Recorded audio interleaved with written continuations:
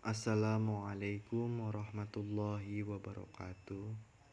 Bismillah, alhamdulillah, la ilaha illallah wahdahu la syarikalah wa asyhadu anna Muhammadan abduhu wa rasuluh la nabiyya ba'da. Bismillahirrahmanirrahim.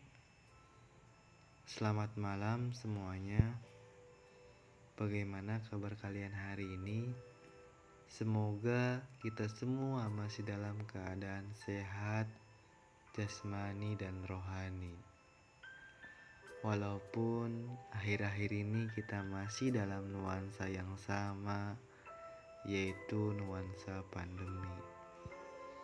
Semoga saja pandemi segera pergi, agar kita semua bisa beraktivitas kembali seperti dahulu, layaknya menjalankan aktivitas sehari-hari.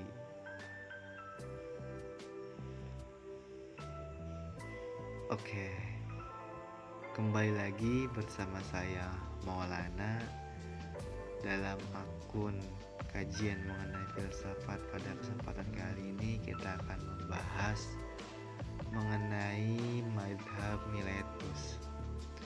Tentunya pada kesempatan sebelumnya sudah kita sindir mengenai aliran filsafat dahulu, perintis lahirnya ilmu filsafat barat, sampai dengan tokoh-tokohnya, yaitu tidak lain dan tidak bukan adalah madhab Miletus.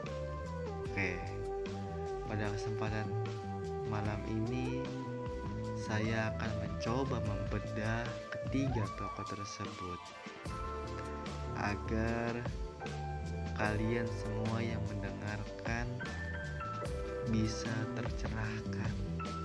Amin. Ya, langsung saja kita akan membahas mengenai madhab Miletus. Tentunya ketika kita berbicara Miletus, merupakan salah satu kota yang terletak di Asia Kecil dan merupakan salah satu dari kota-kota Ionia yang merupakan daerah pertama di negeri Yunani, yang mana daerah tersebut salah satu yang mengalami perkembangan sangat pesat, mulai dari ekonomi sampai dengan politik. Hal itu dilatar belakangi karena kota Miletus tersebut merupakan titik sentral perniagaan karena letaknya di pesisir pantai. Adapun orang yang mengawali perkembangan filsafat di belahan bumi bagian barat, terutama di Yunani kuno, yaitu Thales. Sepertinya kalian semua sudah gak asing dengan kata Thales ketika kalian sudah mendengarkan penjelasan-penjelasan pada pertemuan sebelumnya. Thales sendiri merupakan bapak filsafat. Karena apa? Karena ia salah satu titik tolak lahirnya ilmu filsafat. Oke, selanjutnya kita akan membahas ketiga tokoh filsuf yang berasal dari kota Miletus, yang berasal dari kota-kota Asia Kecil di bagian Ionia di negara Yunani kuno. Yang pertama kita akan membahas bapak filsafat. Tentunya kita akan membahas mengenai Thales. Thales sendiri hidup pada abad ke-6 sebelum Masehi. Ia lahir pada masa perubahan cara pikir yang awal mulanya bersifat mitos ke logos, yang awal mulanya bersifat legenda, mistis, ataupun khayalan bersifat ke logika yang secara rasional, yang masuk akal. Itulah yang melatar belakangi Thales hidup untuk mendobrak cara pikir yang terdahulu menjadi pembaharu. Thales dikenal sebagai salah satu dari 7 orang bijaksana di Yunani dalam salah satu karya tulis Aristoteles. Aristoteles sendiri adalah filsuf pada masa setelahnya filsuf Mazhab Miletus atau para filsuf alam, yang dimana ia hidup pada masa filsafat klasik. Tentunya kita tidak akan membahas panjang lebar mengenai Aristoteles karena itu ada masanya tersendiri. Di sini kita hanya memfokuskan pada 3 tokoh tersebut tentunya. Selain daripada filsuf, orang yang mempelajari filsafat, Thales juga seorang yang ahli dalam bidang geometri, astronomi, sampai dengan politik. Ketika kita ingin mencari tahu lebih banyak tentang Thales, ia tidak meninggalkan bukti-bukti tertulis mengenai pemikiran-pemikiran yang kaitannya dengan filsafat yang ia pelajari. Jika kita ingin mencari tahu lebih banyak, kita bisa dapatkan melalui beberapa karya tulis Aristoteles yang mengenai masa hidup Thales sampai dengan gagasan penting ketika hidupnya Thales. Gagasan penting Thales mengenai filsafatnya yaitu mengatakan bahwa air adalah prinsip dasar segala sesuatu. Selain daripada air, ia juga berpikir mengenai teorema Thales, ilmu yang dimana mempelajari tentang geometri. Sementara Thales juga mengenai pemikiran filsafatnya dipengaruhi oleh orang-orang pada masa astronomi Babilonia, Mesir kuno, matematika, sampai dengan agama. Sedangkan pemikiran Thales nantinya akan mempengaruhi beberapa filsuf setelahnya, mulai dari Pythagoras, Anaximandros, sampai dengan Anaximenes. Mungkin filsuf yang pertama kita cukupkan sampai di sini. Tentunya nanti ada kaitannya dengan filsuf selanjutnya, yaitu Anaximandros. Anaximandros merupakan murid daripada Thales. Ia merupakan filsuf yang hidup semasa dengan bapak filsafat, yaitu Thales. Ia selaku murid, ia sendiri merupakan filsuf pertama yang meninggalkan bukti tulisan berupa prosa atau karangan.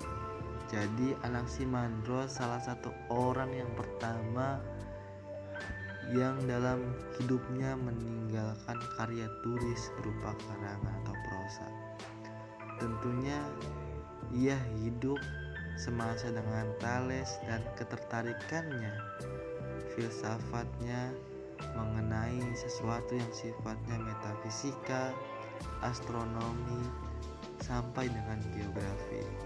Tentunya pemikirannya dipengaruhi oleh gurunya sendiri, yaitu bapak filsafat atau Thales. Dan hasil pemikirannya nanti akan mempengaruhi filsuf-filsuf setelah dia.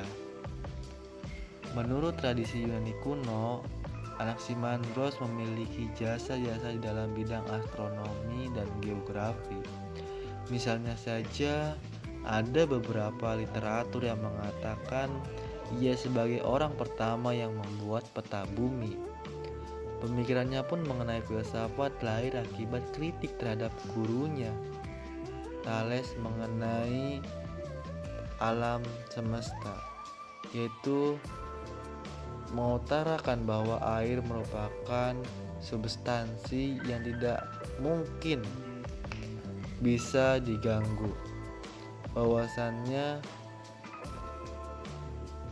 ia menggunakan bahwa air itu ada unsur yang kebalikannya. Jadi ia mengutarakan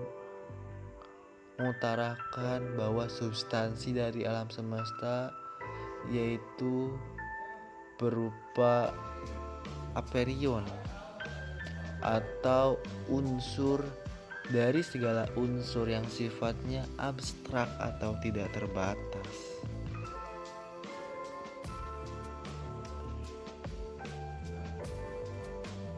Gabungan dari banyak unsur. Untuk yang selanjutnya, yang ketiga, Anaximenes. Ia pun hidup semasa dengan Thales dan Anaximandros. Bahkan ia sering berbincang, berdialog, berdiskusi bersama ketiga filsuf-filsuf Miletus. Dan oleh sebab itu, ketiga orang itu pun diberi julukan atau diberi gelar yaitu mazhab Miletus. Meskipun ia hidup pada masa Thales dan Anaximandros, Anaximenes ini merupakan salah satu yang termuda dari ketiga orang tersebut, dari ketiga filsuf-filsuf terdahulunya. Sedikit literatur, sedikit bacaan yang membahas mengenai Anaximenes. Maka dari itu sedikit sekali untuk mencari referensi mengenai pemikiran-pemikirannya. Ada yang mengatakan semasa hidupnya ia hanya menulis satu buku, dan dari buku tersebut hanya ada satu fragmen, cuplikan atau sebuah kutipan yang masih tersimpan hingga saat ini. Fragmennya adalah merupakan akar pemikiran daripada Anaximenes mengenai penciptaan segala sesuatu sampai dengan alam semesta. Ia mengutarakan akar pemikirannya bahwa udara merupakan prinsip dasar segala sesuatu di alam semesta. Udara adalah zat yang menyebabkan seluruh benda muncul, telah muncul, atau akan muncul. Perubahan tersebut berproses dengan prinsip pemadatan dan pengejaran. Jadi, ketika kita berbicara dengan mazhab Miletus, yaitu mengenai penciptaan alam semesta, oleh sebab itu, poin yang dapat kita ambil ketika kita mempelajari filsafat pada aliran mazhab Miletus ini, bahwasannya mengenai penciptaan alam semesta, yang mana setiap filsuf mengutarakan ide atau akar pemikirannya melalui proses penelitian panjang, melalui proses pengalaman. Jadi semua benar, hanya bagaimana kita melihat dari perspektif yang benar. Dan ketika kita bisa menemukan bahwasannya alam semesta itu terbuat dari banyak unsur, oleh sebab itu dapat dipahami perlunya kita mempelajari filsafat, kita bisa melihat dunia dalam berbagai perspektif. Mungkin cukup sekian pertemuan pada masa ini, dan punya banyak kekurangan ataupun ketidakjelasan, saya sendiri mohon dimaafkan. Akhirul kalam, wallahul muwaffiq ila aqwamit thoriq. Wassalamualaikum warahmatullahi wabarakatuh.